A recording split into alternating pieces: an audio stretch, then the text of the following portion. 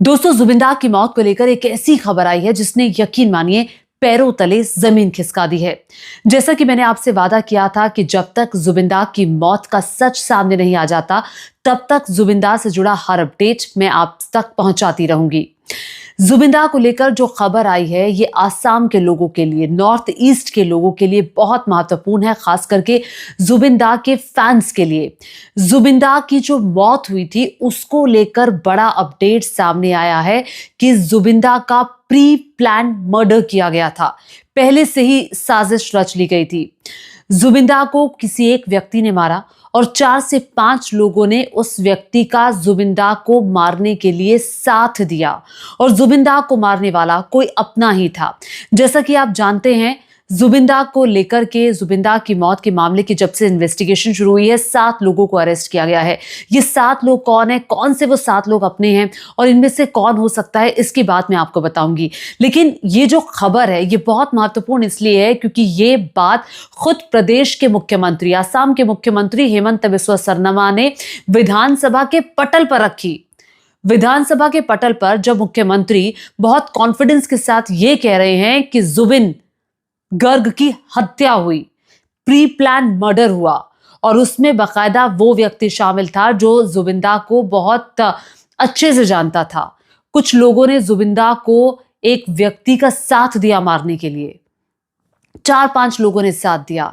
जैसे ही ये बात विधानसभा के पटल से मुख्यमंत्री ने बोली, उसके बाद से ही जुबिंदा के फैंस जो हैं वो एकदम से सबकी नजर उस खबर पर पड़ी कि आखिर वाकई में जो शक था वो अब सच में तब्दील हो गया है। और साथ ही साथ बहुत महत्वपूर्ण बात जो मुख्यमंत्री की तरफ से कहेगी कि 8 दिसंबर का इंतजार करिए, जब चार्जशीट आ जाएगी तब वो सच सामने आएगा जिसके बाद आसाम के लोगों के होश फाख्ता हो जाएंगे। ये सबसे इंपॉर्टेंट बात है जो मुख्यमंत्री की तरफ से कही गई कि जैसे ही चार्जशीट दाखिल होगी तो एक ऐसा सच सामने आएगा जिसके बाद लोगों के लिए यकीन करना मुश्किल होगा, बिल्कुल सबकी आंखें फटी की फटी रह जाएंगी। अब ये सच क्या है ये भी सभी जानना चाहते हैं। 8 दिसंबर बहुत दूर नहीं है। अब 8 दिसंबर का इंतजार तो है, लेकिन उससे पहले मुख्यमंत्री का यह कहना कि किसी एक ने हत्या की, 4 से 5 लोगों ने उस व्यक्ति का हत्या करने में हेल्प किया। अब ये 4 से 5 लोग क्या वो नहीं है जो जिन्हें पहले से ही अरेस्ट किया गया है? क्या जो एक व्यक्ति जिसका जिक्र हेमंत बिस्वा शर्मा कर रहे हैं विधानसभा के पटल पर, क्या इन्हीं 7 लोगों में से जिन्हें अरेस्ट किया गया है, क्या वो एक व्यक्ति इन्हीं 7 लोगों में से एक है या फिर इनसे अलग है? और वो 4 से 5 व्यक्ति भी क्या इन्हीं 7 लोगों में से एक है? और क्या ये सारे व्यक्ति इन्हीं 7 लोगों में से एक है?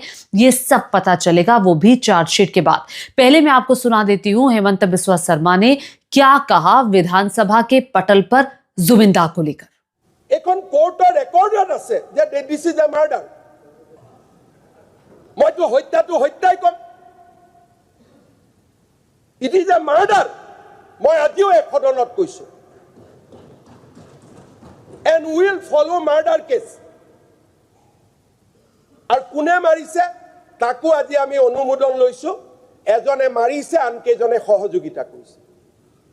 So we have booked 4 to 5 people on murder case. तो देखिए, जुबिंदा की मौत के 67 दिन बाद सीएम हेमंत बिस्वा शर्मा विधानसभा के पटल पर कितनी बड़ी बात कह रहे हैं कि जुबिंदा की जो मौत हुई है वो सोची समझी साजिश के तहत हुई है।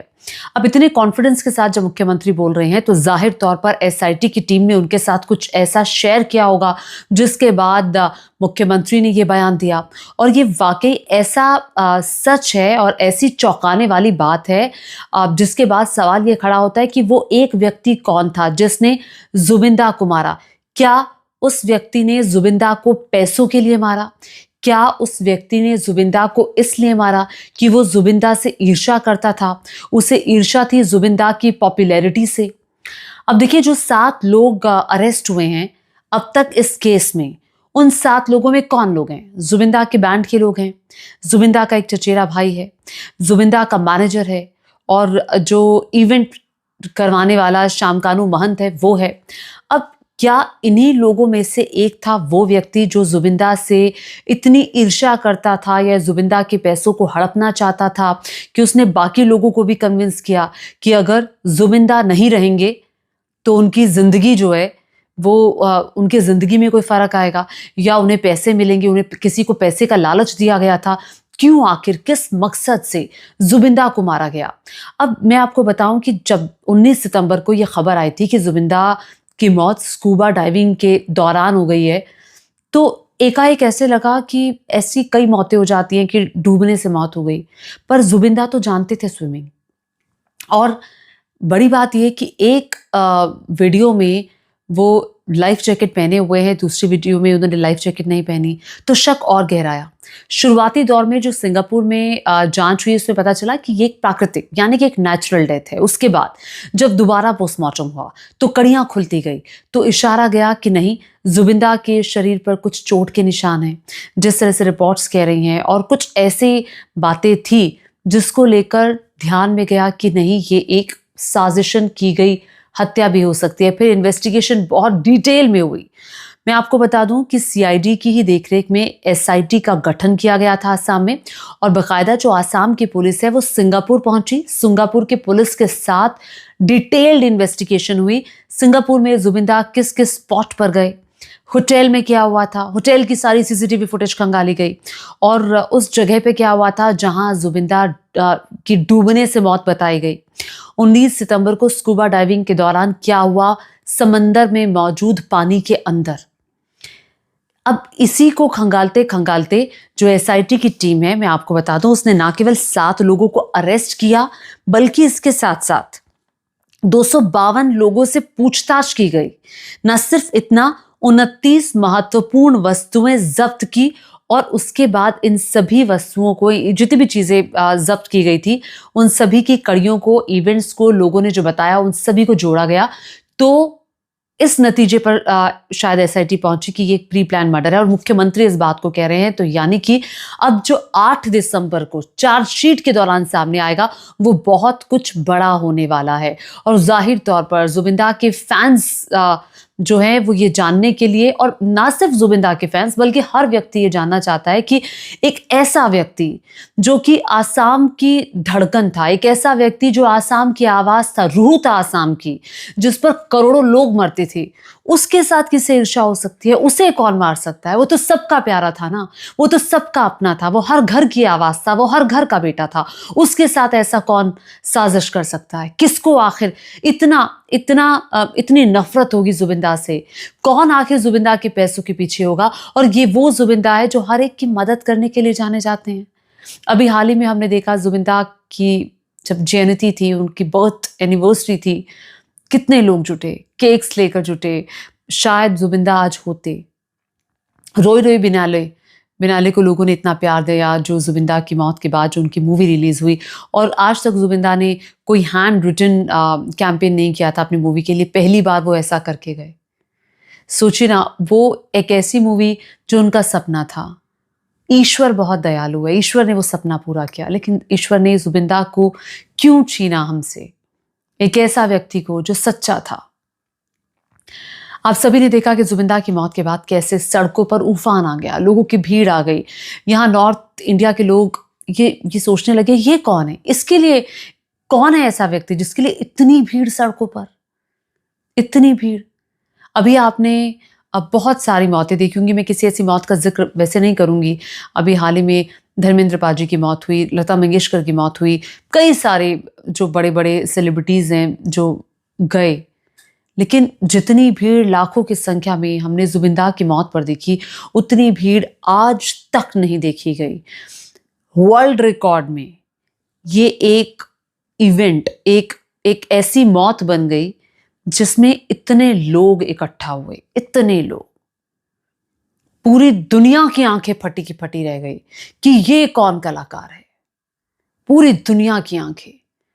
और जुबिंदा के जाने के बाद, जुबिंदा एक ऐसे व्यक्ति जिन्होंने कितनी सारी भाषाओं में, मतलब कितनी सारी भाषाओं में, लगभग 40 के लगभग भाषाओं में इतने गाने गा दिए जिसका कोई हिसाब नहीं है। और हर भाषा को उन्होंने अपनी भाषा समझते हुए गाया। और तभी वो दिल के साथ अटैचमेंट हुआ। और देखिए, मैं आपको बता दूं, जब जुबिंदा की मौत हुई, जैसा कि मैंने पहले भी जिक्र किया कि ये कहा गया कि एक नेचुरल डेथ थी। सिंगापुर से ये रिपोर्ट सामने आई, फिर यहाँ पर आकर डिटेल पोस्टमार्टम हुआ और जो कड़ियाँ जोड़ी गई, जुबिंदा के शरीर पर चोटों के निशान, पानी में गिरने के असामान्य संकेत मिले, जिसके बाद इस मौत को संदिग्ध माना गया और बाद में जो रिपोर्ट सामने आई उसके मुताबिक कहा गया कि एक मर्डर है। तो शुरुआत में कुछ और बाद में मर्डर इसको कहा गया।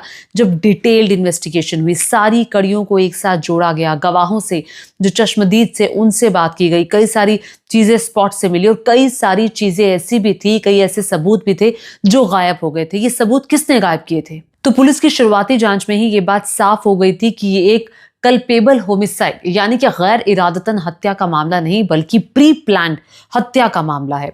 अब मैं आपको ये बता दूं कि सीआईडी के तहत जो जांच दल है वो लगातार इन्वेस्टिगेशन कर रहा है और कई सारी चीज़ें जो हैं वो ऐसी मिली हैं जिससे ये पता चलता है कि जुबिंदा की हत्या हुई। लेकिन सवाल तो बार बार ये खड़ा होता है कि किस मकसद से हत्या हुई, कौन सा वो एक व्यक्ति था और किन 4-5 लोगों ने, जैसा कि मुख्यमंत्री कह रहे हैं, उन्होंने हत्या की, अब उन हत्या में मदद की।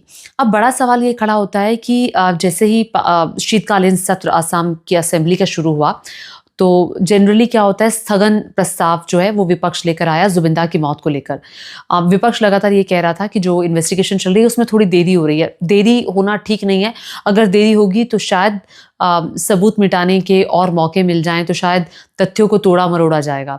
तो इसी को लेकर, और जनरली ये होता है जब कार्य स्थगन प्रस्ताव किसी भी असेंबली में दिया जाता है या पार्लियामेंट में भी दिया जाता है तो उसको कोई भी गवर्नमेंट एक्सेप्ट नहीं करती, उसको रफा दफा करने की कोशिश करती है। लेकिन यहाँ पे हेमंत बिस्वा शर्मा ने उसको न सिर्फ एक्सेप्ट किया बल्कि उस पर बयान दिया और बयान में जो बातें कही वो काफी चौंकाने वाली है। अब इसको लेकर विपक्ष भी कह रहा है कि आखिर जो चीजें हैं वो साफ होनी चाहिए।